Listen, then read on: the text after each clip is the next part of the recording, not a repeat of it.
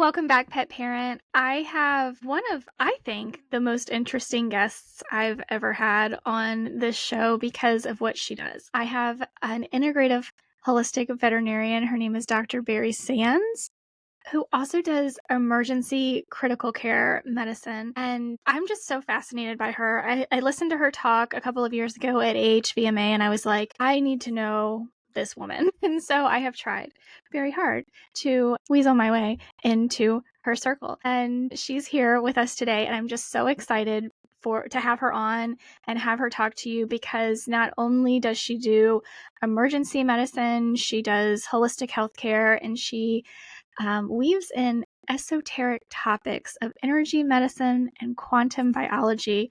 And oh my goodness, we're going to get into all of it. So first off, welcome Dr. Barrie Sands to the Pet Parenting Reset. How are you doing today? Jessica, thank you so much for inviting me to speak to your community of fabulous people out there. And I'm doing great. I'm doing great today. I'm feeling pretty good. So today's a good day. I've been a little under the weather for the last week, and now I'm not. That's amazing. Like when you just wake up one day and you're like, oh yeah, I was sick and now I feel amazing. And you just like really appreciate that feeling for a minute. Like, I know Yes. we Yeah, take it for granted so often. That's kind of amazing. absolutely. And I've been, it was actually a really good reminder for me about really appreciating all the beautiful biologic magic that's always happening inside of us, because I have been healthy for so long that I forgot what it was like not to be healthy, you Yeah. know. And I realized that I was definitely taking a little bit of that for granted. And so now I'm sort of recalibrated to be more mindful about just the things that I'm doing with my body and my health and my supplements, and just more routine, and just kind of getting back into a different level of groove. So that was really, it was good. It was a good experience. Yeah, well, I mean, that's so interesting, and I'm curious actually. I want to maybe circle back around to that. But before we do, I always like to ask veterinarians that come on the show, like, what got you into veterinary medicine, and then what got you down the path of holistic veterinary medicine? All right, let's talk straight. What's going on with your dog? What's going on with your cat? Do they have chronic GI issues? Bad breath? Bad behavior? Constant upset stomachs? Diarrhea? Do they have indigestion symptoms? Do they have allergies? Are they itching all the time? Do they have skin issues? What is going on with your dog? Because chances are, based on the data, based on what we know, there is something going on with your dog or cat, because most dogs and cats in the US are not super healthy. Canada as well. And this is where Legacy Biome comes in. So thank you, Legacy Biome, for sponsoring this podcast. I have been using Legacy Biome with Kim. She has been fresh fed for nearly a decade since I got her, and there is always room to do better. I use testing to figure out what is actually going on, and testing to figure out what is actually working. And Legacy Biome has been very helpful in creating a healthier gut microbiome for Kim. FMT in general, I have used before in the past. I recommend to my client dogs for a multitude of things. And it is a very crucial, I think, part of either reestablishing a healthy gut microbiome or maintaining a healthy gut microbiome for our pets. So Legacy Biome is different in that they use exceptionally clean donor dogs with exceptional diets. They also have cat microbiome FMT capsules coming out very, very soon, if they're not already out yet. If you have a cat, go check it out, legacybiome.com. But with a dog, also, of course, we know they are using dogs that have for generations been in a low tox environment, no antibiotics, all the things that we are looking for with a very, very healthy fresh food diet, heavy and on diverse vegetation, which is what we're looking for. We want diversity in a healthy gut microbiome. That's something that a lot of raw fed dogs don't actually have, including my Kimberly, which is why we do FMT every once in a while to reestablish and maintain a healthy gut microbiome. So check out Legacy Biome, legacybiome.com. And yeah, let me know if you need any help with that. I'm so thrilled that Legacy Biome is a sponsor of the Pet Parenting Reset podcast because you guys know I am incredibly particular about who comes on the podcast, what I talk about, and when looking for a sponsor for this podcast, I had to find the exact right fit. I'm not just bringing anything to you guys. I have turned down so many offers because they're not right. They don't fit with the message. They don't fit with what I believe in, what I see works with dogs and cats. And I'm not going to bring you just anything, which is why I'm thrilled to be working with Legacy Biome. So give them a try, legacybiome.com. But before we do, I always like to ask veterinarians that come on the show, like, what got you into veterinary medicine? And then what got you down the path of holistic veterinary medicine? Yeah, well, that's a really it's an interesting question. It's a little bit of a story. I think everyone has their story, but for me, it started when I was really young. And I didn't always want to be a veterinarian. That was not in my consciousness. But what was in my consciousness was uh, I wanted to work with dolphins. That was my driving force. And I had this idea since I was, 5 years old at least, and they fascinated me on so many levels. And as I got older, I started reading about all the studies and the research that has been done with dolphins in the world of consciousness and energy. And so it was very esoteric to start with. And then as I got older, I was like, okay, well, I need to work with these animals on some level. I was also very much of a lucid dreamer Oh, wow. and still am. And so the whole aspect of the dream realm was, or what I call dream time, was a very significant part of my life.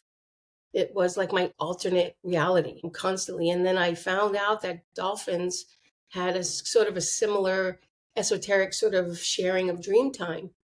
And so that led me into researching people like John Lilly, who was a dolphin conscious researcher back in the 70s, and Timothy Leary and Edgar Casey, and just names of people that were really much into the alternative consciousness, esoteric types of healing. So they were very fascinating for me. And I still led me back to the sort of logistics about how do I work with dolphins. I Mm-hmm. just wanted to be next to them. And I grew up in New York. I grew up in Brooklyn, New York. And so there weren't any dolphins in Brooklyn, and I mean, it was a concrete jungle. And so Yeah. nature, it was limited nature that I was exposed to as a young child.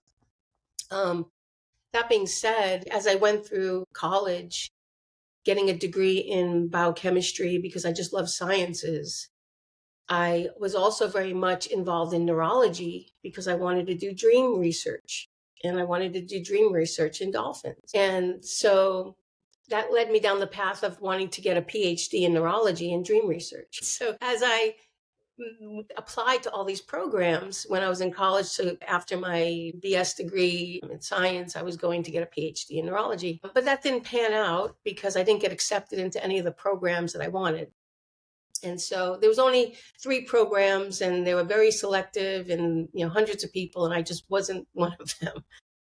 So lots of, letters, we regret to inform you, that you didn't make it. And so I'm like, okay, well, okay, different path, change paths. So on my graduation day, my genetic professor came up to me and he says, so Barrie, what are you going to do now? And I was like, I'm going to be a veterinarian. Just out of nowhere. I was like, that's what I'm going to do. And so, because I was like, well, if I'm a veterinarian, I could work with dolphins and then I could, go back to that. So then that led me down that path. And I ended up going to vet school and loving, loving medicine, it's just medicine, and loving learning about all of that. And then that led me into a decision to specialize in either medicine or surgery because after college I did an internship. I mean, after vet school I did an internship, and now I wanted to specialize because I don't know, I'm a constant learner, right? Mm-hmm. I'm always learning and I love learning. You never stop learning, and so that's probably why I do all these things because it kind of keeps me just very engaged in life. And there's never an endless supply of knowledge, and knowledge is wisdom, and wisdom is healing. And so after I couldn't decide on whether or not I did emergency surgery or medicine, I decided to do emergency medicine because that was the best of both worlds. And so that's how I ended up in the ER. And I've been doing emergency medicine for about 30 years now. Wow. And yeah, and it is the epitome of conventional medicine. Like Yeah. all the training that you get is what you do in the ER, right? So now how did my holistic practice come into play? Right. And I mean, I still had this yearning for more, healing and wholeness and all of that. And so then I was like, okay, well, I need to start diving into that. And so about 20 some odd years ago, I started becoming certified in acupuncture and learning Chinese medicine. And that led me learning about herbs and plant medicine, right? And then that led me into homeopathy, and then homeopathy led me into energetics. Yeah, and then all of this sort of circled back to this dolphin thing, which I never quite worked on dolphins, but I've swam with them in nature. So I've been with them, and I feel pretty complete with my dolphin experiences. But that's how I got into um, holistic medicine through my emergency medicine. And then the aspect of heart math and learning heart coherence and getting trained in that, teaching stress management and resilience building and coherence training was really introduced to me as an idea when I was on the emergency service, when I was doing emergency medicine. Really? And So, okay, I do want to get into all of that, but I want to take a really quick tangent because I'm just so curious what your thoughts are because you have spent your whole life being so interested in dolphins. What do you think the reason is that there are laws against us interacting with dolphins? you mean in the wild? Yeah, yeah, I think I don't know. I don't know the exact reasons, but I think it's because people mess things up. yeah, They create problems and they're not respectful of nature. And yeah, so they want to put their own spin on things and their own egotistic experiences. And, they're not in harmony with nature. And so I think that's one of the reasons why it's like just nobody touches anybody. yeah. Because when I went swimming with the dolphins in the Bahamas, it was very organic. I was with a group of people who were very consciously aware and ambassadors for the cetacean community. And we were on a boat. There was like 12 of us, and we would just drive around and call in pods. And then when the pods showed up, we would jump in and we would just be with them until they got tired and left, and then we'd go finding another pod. And they told us, don't touch the dolphins. Like, don't touch them. And I'm like, okay, but they wanted to touch us. They Hmm. wanted, at least me. I don't know about everybody. I just know my experience. They wanted to like rub against you, and they wanted to play with you and bring you toys and play fetch with little sea reefs and things. And there was a moment in time where I had a dolphin just stop in front of my nose, and we were nose to nose touching, and time just stood still. And it was a beautiful experience. I was laughing because I'm like, what are we doing here? Are we going to kiss? I don't understand. That's so amazing. Like, they're so smart and they're so, I don't like, I, I find it very interesting how conscious you are and how much you are just kind of like drawn to dolphins. That's just so interesting to me. But okay, so tell me a little bit more about how you blend holistic modalities into emergency medicine because as you said, like that is the epitome of like allopathic care is in an emergency setting where it's just like you are reacting and you are having to use pharmaceuticals and use surgical intervention, and like this is like the epitome of allopathic medicine. So I'm really curious how you blend holistic modalities into that. Well, the beauty about emergency medicine and allopathic medicine is that it's designed to work fast and hard, right? Mhm. And so if I have an animal that comes in that has a severe trauma, whether it's an animal attack, like attacked by a coyote, or they got hit by a car, or in some fight situation, or a police dog that was in gunshot, like whatever it is that comes in, Western medicine is absolutely your friend. It's what you want that. Mhm. You want Yeah. your IV catheters, your IV fluids, your pain meds, your antibiotics, your blood products, the surgical, but you want all of that. It is in the sort of afterwards where you would implement more of the holistic things, as the body is going into its healing phase, to help with that more natural means of pain control, acupuncture. I like to use sound therapy is something that I've been wanting to implement in healing. So all of those other things, the herbs and the homeopathic and the acupuncture, the massage, the PT, the body work, the laser, the cold laser, all of that is going to be implemented afterwards in a perfect world, and it's not always like that. People, there's the human element that's involved, and then there's the mindset of what health and wellness really is. So I meet people where they're at and I offer what I can. And if they want that, they get that, but not everybody wants that. Not everybody wants acupuncture or good nutrition. They just want you to, fix them up and fix the fracture and then send them home with some, codeine and gabapentin and then call it a day. So do you have like a practice outside of the emergency room where people who you may have met in an emergency situation can follow up with you afterwards? Is that how you're Yeah. handling the Yeah. Yeah. Okay. So the hospital that I work in is a specialty hospital. So we have all the modalities there. We have the emergency critical care. We have internists and cardiologists and surgeons.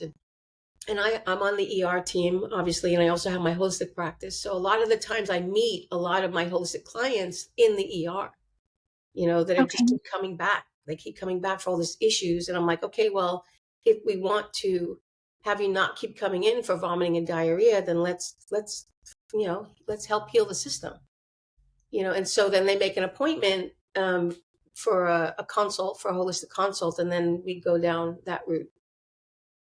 Nice. And that's so rewarding because that's where the healing happens. And then I don't see them, on the ER anymore, which is really Yeah. nice. I mean, I tell people that my goal is for you not to need me, on any level.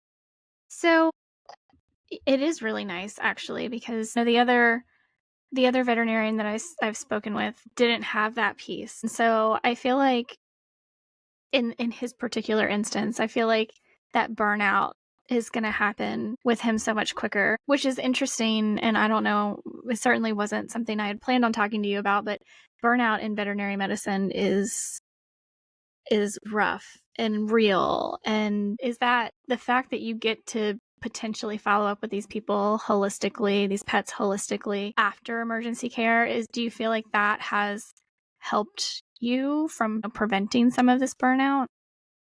For me, I think the most important thing to prevent burnout is self-care, and self-compassion, and, becoming a certified trainer, working with the Heart Math Institute has definitely helped with that. And, one of the reasons why I became a part of that community was because one of the things that drove me there was in my emergency practice and also as a veterinarian, I kept seeing this, this really weird phenomenon of animals and humans sharing a disease process. Mhm. Right? And say, "Oh, yeah, I have this, my animal has that." Right? It was so prevalent, and amongst everybody, all veterinarians, you ask them, everyone says, "Yeah." Have you ever met a client who has the same disease as their animal? And the answer was always yes. And then so I said, well, okay, well, why? What? That's weird, right? Like, what's happening? What's happening there? Like, where is that coming from? And so then that led me into the world of energy and quantum biology and quantum entanglement and biofield physiology and learning about the energetics of things in a more deeper level. And so when I went up and met with the researcher and the head CEO of Heart Math Institute, I told him about this. I said, there's this phenomenon and I want to understand how it's happening and why it's happening. And if there's anything I could do about it, you know?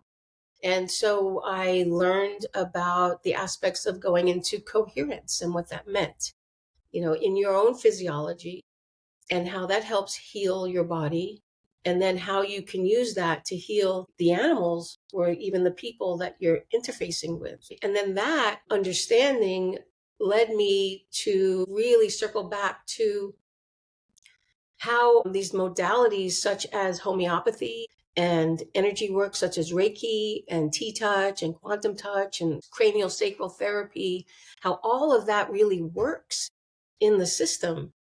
It's because of this mechanisms and the pathways that we learn about in quantum worlds and quantum and energy medicine.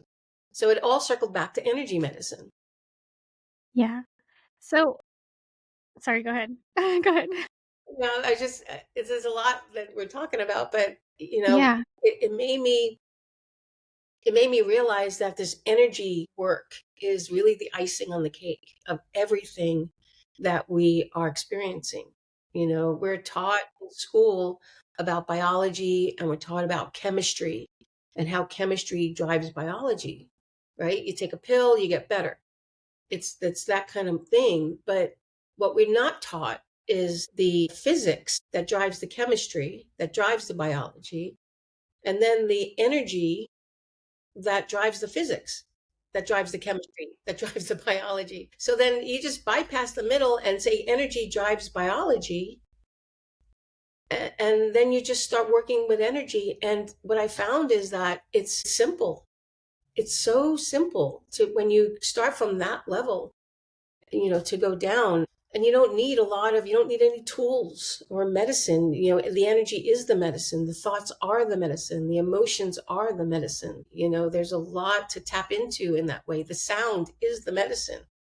The light is the medicine. And so, I mean, I love that. I think it's fascinating and exciting for me. And, so I like to kind of try to blend all of that into place because, I still say, if you cut me, I will bleed, you know, I mean, we're still flesh and blood.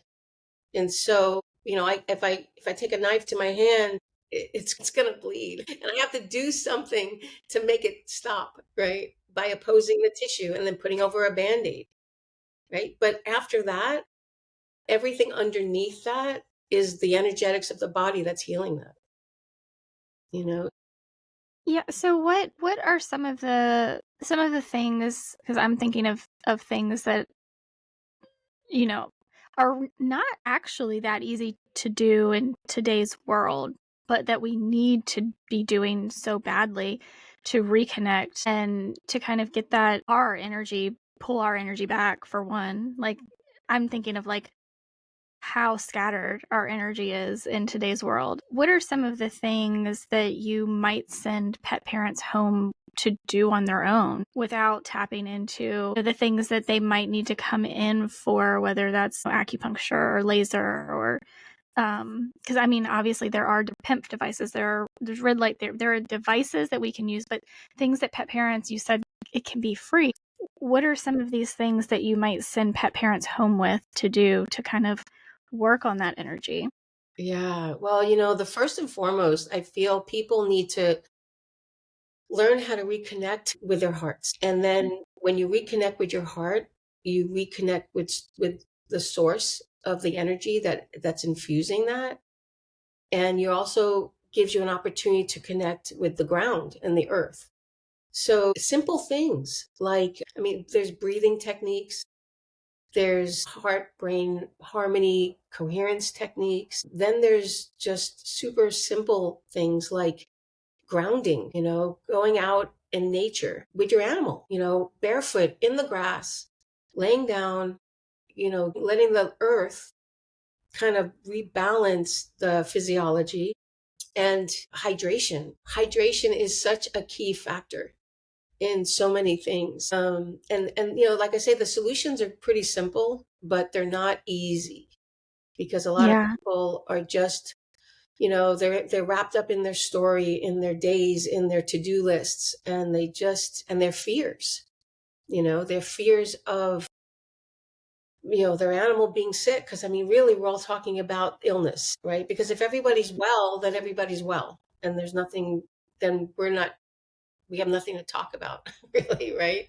And so we're constantly talking about, like, how can I heal? How can I help? My pet has this condition. What do I do? I have this condition. What do I do? And starting from the simplicity of taking a breath, using, your body at first and foremost needs oxygen and sunlight and water and, um, and a higher frequency of energy infusing into it through your thoughts and your emotions. And so just that little checklist is, where you start. And then there are techniques for that. I mean, there's so many different techniques for breathing. Oh, yeah. Yeah. Breathwork alone. And I think the whole idea is to not get caught up into one particular way or a dogma about it, because I find that everybody seems to have the solution, even in that realm, like quantum breathing, and this is how you do it. Mhm. It's like it doesn't have to be that stringent. Yeah. You could just pick one that resonates with you and then just start doing it. I mean, I think at the end of the day, it's the practice that makes the most difference, is to just do it, you know. I was gonna go to a meditation class tonight, and I talked myself out of it because I have so much work to do, and I feel like talking to you right now is like the universe saying, "You know what? You need to go. You need to go." So I think when we get off of this call, I'm gonna go ahead and book that. Because we are so disconnected, and I feel it. Like, I'm not gonna sugarcoat it. I'm addicted to my AI. I'm addicted to ChatGPT. I use it for everything. And when I mean everything, I mean like therapy, helping me when I'm staring at a blank page, like all of it. It's interesting, but like I literally was like I need to get off of my phone. And it's funny to me that I went to my GPT this morning and I was like, I need to get off of my phone. What can I do? And I'm like on my phone asking my GPT how to get off of my phone. So, yes, I think I'm gonna book that meditation class tonight. But, yeah, it is kind of interesting, and what I'm kinda gonna circle back a little bit 'cause growing up in Brooklyn can really identify with people and pets who are living in those types of environments where they're not touching the grass. A dog may like living in a high rise, like when are they gonna, unless their pet parent is very intentional about getting them into a park somewhere, or like when are they even gonna touch grass? And one of the things is that a company that I think we both know and love is really passionate about doing is bringing that outside into the food bowl. And I'm curious, like, if that's also something that you talk to pet parents about because, like you said, life is busy. We have to-do lists, we have things to do. Like, are there other ways in which you might coach people into bringing like a more natural rhythm back into their pets' lives? I mean, depending on your environment, there's so many things now that you can bring like indoors, right? They have these gardens, these small little gardens, these tower gardens that you can buy that grow lettuces and herbs and all sorts of things. Like you could put that on a patio, you could put it in your house, by a window, and they have these mats, these grounding mats now, like little sheets that just give Mhm. off this electromagnetic, pulses of, to balance out the energies. I mean, animals love to sit on that stuff. It brings the outside to the inside. I think that any way that you could do it. You want to get some dirt from outside, bring it in, I mean, dogs need to smell things, Yeah. and so there's nature everywhere. Like even in New York City and Brooklyn, they do have parks. I mean, we had this one tree in our on our street, and there's concrete, and then there's a tree, and then there's like a block of concrete around it, and then there's like some dirt, right? And then there's a tree. And it was actually this one tree. It was a ginkgo tree that was growing in on our street, and I didn't know it at the time, but it was like a very we had oaks in this ginkgo tree, and it was just it was a very cool and very different tree. And what I just thought of right now with the oak trees and your question was that, I mean, in cities we have seasons. Mhm. We don't have seasons in San Diego too much, but we have fall in the East Coast. There's fall, and then leaves fall, and there's piles of leaves, dried out leaves, and so throw your puppy in a pile of leaves. Or like you have to be creative. I feel like if you keep a childlike mentality and create and be creative, like how can I bring the outside inside? There's always ways. I mean, people are creative. They'll figure it out. Yeah. Just don't be attached to not making a mess. So, am I correct in that you use bioenergetic scans? I do not currently do You that. don't currently do that. Okay. Then I'll need to cut that out. Okay, so you have talked a little bit though. You've talked about acupuncture, you've talked about Chinese medicine or, herbs, homeopathy. These are all things that, well, homeopathy I think is interesting because, earlier said like you do the emergency medicine and then we kind of follow up with a lot of the more holistic modalities. I know a lot of people, and, obviously most pet parents probably don't know this, but a lot of pet parents who are really into homeopathy can use the certain homeopathic remedies in emergency situations to get them like to while you're in transport to like an emergency room. Is that something that you also kind of educate people on so that they maybe can have a toolbox with them? Yeah, I mean, in certain lectures that I do, and not every, obviously you can see that there's a lot going on here, right? And I could tell you that most people, when you start introducing, if they're not seasoned or ideaed into holistic healthcare, it's completely new to them. And Yeah. so it's kind of like putting your toe in the water.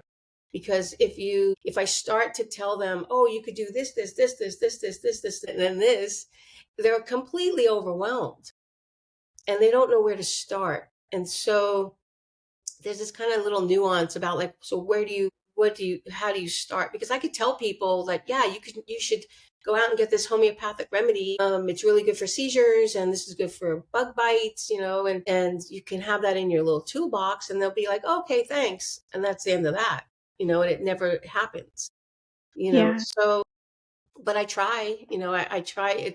Usually those kind of introductions to different modalities comes out in sort of organic conversations as we build a relationship.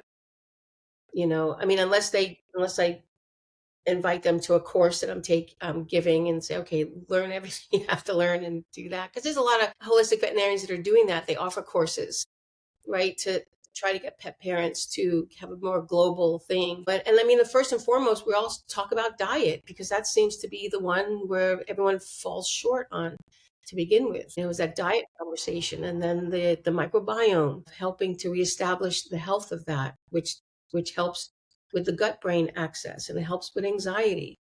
Can you kind of have to do all of these things? So it's like, where do you start? You Yeah. know, and you just s- start where people are more comfortable starting, which is usually the food. Yeah. I mean, it's definitely the thing that I think we feel like we have the most control over day to day. It's something that we can like, it's very tactile. It's something that we I think kind of innately, just as like, being human beings, know, like, we have this relation to other human beings, but also animals, in that, like, we're sharing love when we share food, Yeah. or at least that's how it should be. That's how I it should be. think. I agree with that. I love food. I love to cook food. I have a good relationship with food, and I like fresh organic things, and that translates into my family and my animals, you know. Mhm. But in the veterinary world, that's not the norm, right? Conversation with pet parents, right? They're told to eat processed foods, and Yeah, prescription processed foods. And they're also told not to eat any other food than that by a trusted resource, which is their veterinarian. So that's where the problem starts, because we need it's that's not a true narrative. So you have to sort of untie the knots, right? And because I have met people that are so afraid of feeding real food to their animals that they won't do it. They will watch their animals starve. And I don't understand that. Just and I blame, honestly, I blame the vets. I blame the veterinarians for instilling that sense of fear in them, it and is. I know. I've said this so many times. I've had, on multiple occasions, either veterinarians or a vet tech. That's the one that gets me. Like I can see clear as day in my head a vet tech walking up to me at an emergency hospital, telling me if I didn't feed this prescription kibble to my cat, I was going to kill my cat. And, like, that just breaks my heart, yeah, because I know it's happening to so many people. And they're like, well, I don't want my cat to die or my dog to die. Right. Like, and I don't want to be responsible for them I, dying. It breaks my heart so, so much. I don't know what to say. I mean, that's why I want to empower people. So it kind of circles back to the energy thing, right? Mhm. Because when you empower people to get into their heart space, you have a deep connection with your inner knowing and your intuition, and you have this level of trust that comes from your own inner source, right? And so when that is established inside of you, then you have this, you're empowered to be in front of people like that, and say, that doesn't sit right with me. Can you give me more information about that? Or is there some research you can show me? Or, you can either call them out or make them prove what they're saying, or you could just say, okay, thank you for your information, and just walk away and just do something else. You have the choice to decide if you want to engage in a conversation, or you just want to ignore what they said and just move on. But you don't come from a place of, like, you're feeling uncertain or attacked or fearful, and that goes across the board for everything, not just food, for every conversation that you have, because there's that ancient saying, the heart knows, right? The heart always knows, except we've lost the way to our heart. They say that the longest road is between your heart and your head. Oh my gosh, right? Yes. We've lost our way, and when we find that way back, everything becomes much more clearer and then simple, and you're not afraid anymore. With the sense of knowing, there is no fear. Mm. And I say that because that translates into everything. Like, say, even in the ER, as a seasoned ER doctor, knowing what I know, when something comes in, whether it's one case, two cases, three cases, four cases all at once, I maintain this sense of calm, usually, unless it's usually, I mean, there's a lot going on, but usually, because I have this, like, bird's eye view of the situation, and I can triage it, and I can discern, like, who needs my attention first, and know what I need to do and how to implement what I need, how to delegate that into the situation with the text that I have. So there's a level of control that comes from a place of knowing, right? Mhm.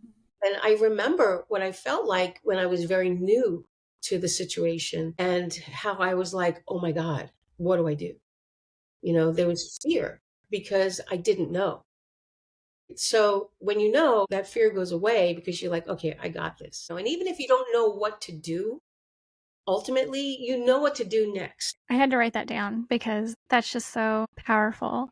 With a sense of knowing there is no fear. I love that so much. So, one other thing I'm curious about with kind of the whole like energy part of this, I know blood work, for example, when we're just doing, complete blood panel or whatever we're doing with our animals, it can take it can take a while for things to be breaking down in the body before we see that in the blood work. Do you often get a sense of whatever you're doing, whatever type of energy work you're doing, do you often come up with things that are like contradictory to maybe blood panels or labs that you're like, or does it just help you interpret them better? Maybe I'm curious how like you're blending all of this.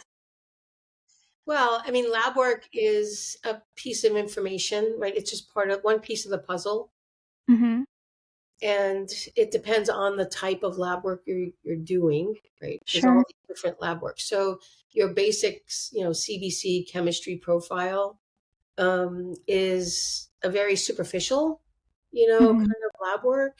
It's not like your nutrient profiles or Yeah. your mitochondrial function, right? Or your vitamin, mineral tox. It's not that, right? Those have a little bit of a deeper essence, of what's Hmm. cellular level.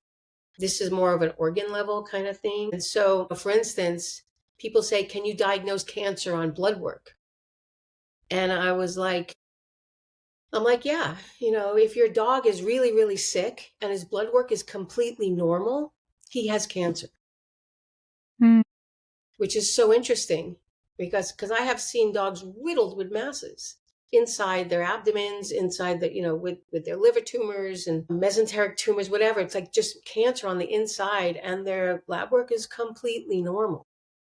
And so it's a piece of a puzzle, and every piece of information, you have to take it into context of what's happening in the system. So I don't panic when I have a cat that comes in and the creatinine is 15. I mean, he's acting sick, but that doesn't mean it's a death sentence for this cat, because with proper care in the ER, right, getting him on some IV fluids, and I like to use Chinese herbs for that to help increase blood flow to the kidneys. When the inflammation is gone, but in the acute phases of kidney failure, it needs fluids and it needs support and maybe some antibiotics if you have an infection, and drugs to help you feel less nauseous because they're nauseous, right? And so you help that, and then you see the creatinine levels come down. One day they're 15, the next day they're 12, the next day they're 8, and then maybe this cat baselines at 8, and that's his new norm, but that's super high.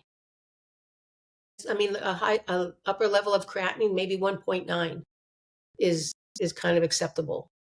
And then if you have a creatinine of 8, most veterinarians might say, "Oh my God, your cat has horrible kidney disease, and you should consider quality of life and putting him to sleep." And then so I look at the cat. I'm like, "Okay, well, what is he doing? He's walking around. He's eating. He seems like he doesn't know he has a creatinine of 8." And so that's his new norm. So let's support the system where they're at. And that's when you start doing all the integrative things, like the acupuncture and the Chinese herbs and the homeopathy and the massage therapy and the food therapy, things like that. And the icing on that is the energetics, where you have to help the owners not be in a place of fear and panic, right? And anticipation that their animal is going to die at any moment, because that always seems to be that next level. That is something that I find that more difficult than anything if I'm working with a client for their pet, trying to get their anxiety down, trying to get them, like, as the pet parent, to get them to, I mean, for the lack of a better word, like, just to chill the fuck out. Chill chill out, just, like, take a step back and, like, watch your dog or your cat playing and enjoying life and, like, Yeah. leaning into that more. That's what I find to be, like, the most difficult Yeah. part. Right. Well, then that goes back to the original conversation of our disconnect with Yeah. nature and the harmony in nature. Because if you have this connection between that and this understanding of the cycles of life and then how nature unfolds itself, then the concept of life and death come into play. And then the concept of living comes into play, and how are you going to live between those two moments? Yeah. And I think Albert Einstein said, you could go through life is if everything is a miracle or if nothing was a miracle, and it's just then you seem like you're okay, when we're more present in the moment and mindful of what's happening, we become appreciative and have more gratitude for what we have in the moment, right? It's always being present and in the moment is the most helpful for any of that, because in the moment you have your cat that's in front of you, he's purring, he's eating, he's loving on you, and that's it. That's all that's happening. He's not festering about a creatinine of 8, and he's not thinking about the day you're not there with him. And so you shouldn't be doing that either. It doesn't benefit you. It doesn't benefit the cat. Why keep thinking about the day you're going to die and not spend the time thinking about how you're living?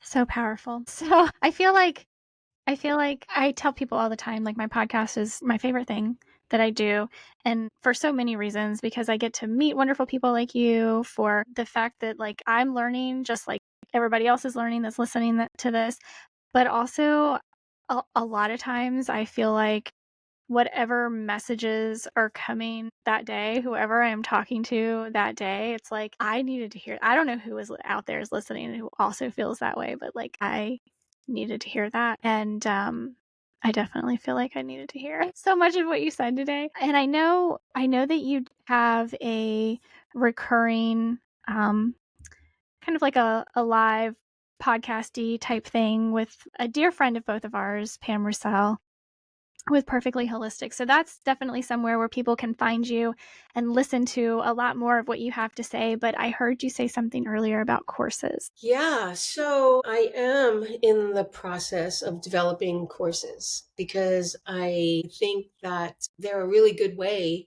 for people to get information. And so it's not currently out yet, but it hopefully will be soon. One of the courses, it's called the Bioepic Protocol, which I really like it. It's going to be a wonderful course for a lot of people. And what it does, it unpacks all the layers of healing through the 4 layers, which I call bioepic, EPIC.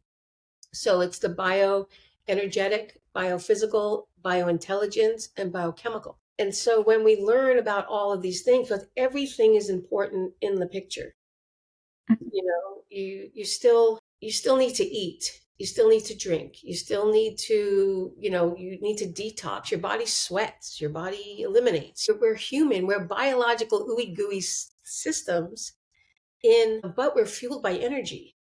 And when you can tap into that energy on a daily basis, you can recharge your batteries and give your body what it needs. I mean, I did a deep dive into the mitochondria, the little powerhouse of our cells, right? Without them, you die, right? And they are health. Mitochondrial health is always a big topic in regenerative medicine, and in just holistic healthcare to begin with. Support your mitochondria, right? At all costs, support your mitochondria. And okay, so how do you do that? The two simplest ways for you to support your mitochondria is to give it oxygen and light, right? Electrons and oxygen molecules. And so that means going out in the sun and taking deep breaths. And that's kind of, if you go out in the morning or find a time where it's beautifully sunny. Usually dawn and dusk are these sweet spots for meditations and mitochondrial health. The body really resonates with those frequencies as they're coming in, and have this mindful intention to support your mitochondria. When you're doing that, you're going to start to feel that you are feeling better. Yeah. So little daily practices like that. And because everything is like, it's all one thing in a circle of life. And, I always ask yourself, if everything is a circle, where's the starting point in a circle? And literally, it's just pick a point and go. Start there. You can start anywhere in a circle. I love that so much because I think that's one thing that, like, inevitably we always ask whoever's talking is always asking, like, where do we start? And everybody has a different place, right? So I love that explanation so much. Like, just pick a place. It doesn't matter. Just pick a place. I love that. Yeah, because it will lead you. I call it, following the breadcrumbs. It'll lead you. One place will lead you to another place. Will lead you to another place, and then you'll go, "Oh, I remember that. I'm going to add some greens to my food," or, "Oh, I remember that. I'm going to go out for a walk." And it's just, we all have a toolbox, and then we don't always use all the tools in our toolbox. Oh, for sure. But we know they're there, and I think sometimes just knowing that they're there is enough. Honestly, sometimes just knowing that it's right there, that Mm. the possibility that it can have an effect, which is an interesting concept in and of itself. You know, Mhm. it's like the brain is it our bodies and our brains and our neuroendocrine systems are so in tune with our thoughts and our emotions that the body doesn't discern the difference between an experience that you've had and thought that you've had. Mm. And that's why dream time is so powerful. That's why people will have a dream and feel like they died, right? Or they have dreams and they feel amazing, and it's like, wow, I feel like that just happened, you know I mean, I've had dreams where I'm kissing some like amazing beautiful human being that I don't even know existed. And I wake up like, oh my God, I'm in love. Like, who is this person? Oh my goodness. I know. I feel like I could talk about dreams forever too because I actually spent a really long time. I don't know if I wasn't dreaming or if I just didn't remember my dreams. That's hard, a hard discernment to make, but I've been very intentional about trying to remember my dreams lately and I've definitely had like a lot of big life changes in the past year as well and have been doing a lot of shadow work and like I'm definitely seeing that come through in my dreams. And it's very powerful. Our dreams are a lot more powerful than we think, which makes me wonder so much about our pets' dreams, but, I don't even know how people analyze all of that. That's beyond my Yeah. Well, it's the dreams. The dreams are your subconscious that are coming through. But it's very interesting and I've had conversations with my subconscious before and asked it, like, why is it so encrypted? You know, Yeah. why can't you just say what you want to say? Like, why does it have to be meshed in these weird timelines and symbology, right? And codes that are, one of the answers that I got was that your subconscious is always driving you to creation and to be creative and to use your imagination, because it's where, when you take imagination plus creation, is this ultimate place of well-being, and it forces you to use your imagination. When you're running through a forest and you're being chased by a bear, like, what does that mean? Like, who's the bear? Does the bear represent, my mother or my father or some authority figure that I'm running away from? Like what? And so there's all these, when I started doing, because I dreamt so much, I did a lot of dream research and dream interpretations. And there are these universal things that sort of have a theme, what it means. And then there's your interpretation of what it means for you. and everybody knows what their dreams mean for them. And you just need a little bit of um, questions, like and I'll work with people to help interpret their dreams, and they'll tell me, and I was like, okay, well, what did that mean for you? You know, what was the significance for that? And as soon as you start asking people these questions, they know, that all, and then you get these people like, oh my God, I just realized that was, you know, what I needed to do. Like, and then they just go out and they change their lives or quit their jobs or I don't know. Yeah, yeah, we know so much. We really, really do. And it's not in here, it's out here. The knowing is out here in this field of information. And that gets you into the quantum realm and talking about, quantum realities and the matrix, of where your mind is and where thoughts come from, and, the collective consciousness. That's a whole other kind of beautiful conversation to have. And it's when you sort of take all of that and you put it into this one moment, you realize that ultimately you're all okay. Like it's all okay. It's just After talking with Dr. Barrie Sands, after recording, we talked a little bit more about her work. She's such an incredible human being, but she wanted me to make sure that you know there is a free survey on her website, drbarriesands.com. That's DrBarrieSands.com. You can also find that in the show notes if you just want a direct link to it. And you can get a free copy of the 10 ways to create optimum wellness for you and your pet. There is a quick survey for you to take, and I know she would love for you to take the survey because she is compiling a data set. But I just absolutely love how, and you'll see on the website, she has something that she calls Illumina Scientia, which is combining the or bridging the gap, excuse me, I want to get the wording right, bridging the gap between science and spirit or mysticism, and building a bridge to higher consciousness that allows us to experience with elegance and divinity the essence of being in the moment and knowing that everything just is.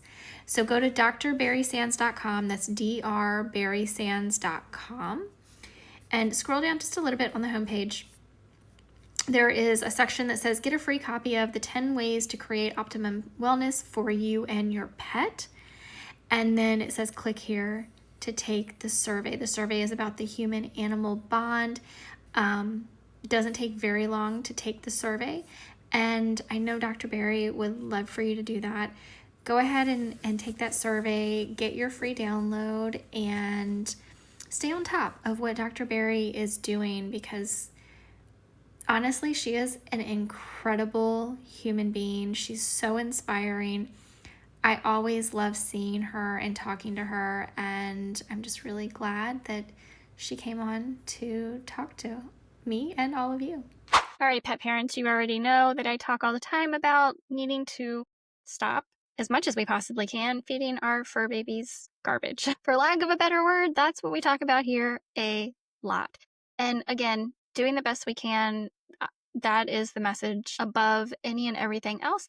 The more we learn, the more we know we need to make some changes. And this episode is powered by Legacy Biome. This is no BS, and this is why I think you need Legacy Biome. So Legacy Biome offers premium. When I say premium, I mean premium FMT, fecal microbiota transplant capsules. These are products for your dog designed to restore and support a healthy gut microbiome. Yes, you heard me. Top tier microbiome therapy straight from nature's playbook. Gut health isn't optional. We talk about this all the time. It's not optional. It drives digestion, immune strength, allergy resistance, mood, and even chronic disease risk. So if your pet's gut is out of whack, their whole system is out of whack. If you've learned nothing from me thus far, I think you should know that. So Legacy Biome tells us that their donor animals live on a raw, organic diet in pristine, chemical-free environments, generations bred to preserve a rugged and unaltered microbiome. No antibiotics, no pesticides, no synthetic crap, ever. And they screen those donors with the strictest protocols in the industry. Kim's over here next to me, if you can hear her. So if you have a pet that is wrestling with chronic diarrhea, itchy skin, hair loss, allergies, rebounding from antibiotics, that's a thing too. Legacy Biome is your weapon. Heck, you can just use it proactively to build a bulletproof gut and immune health. So don't worry, vets handle this. FMT is administered rectally often through veterinarians' offices, but we don't always have access to that. So what's the next best thing? FMT capsules that are enteric coated that you can get delivered straight to your home from the most pristine donor dogs ever, from Dr. Margot Roman, as a matter of fact. So, top integrative vets across North America swear by Legacy Biome. That's not hype, that's physician grade endorsements.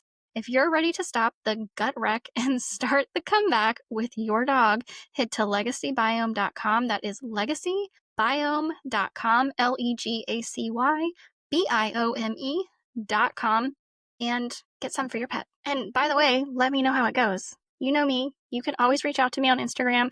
I'm here to talk to you all the time. I want to know. Let me know about it. To try Legacy Biome for your dog, visit legacybiome.com and use code TPPR10. That's TPPR10 for 10% off.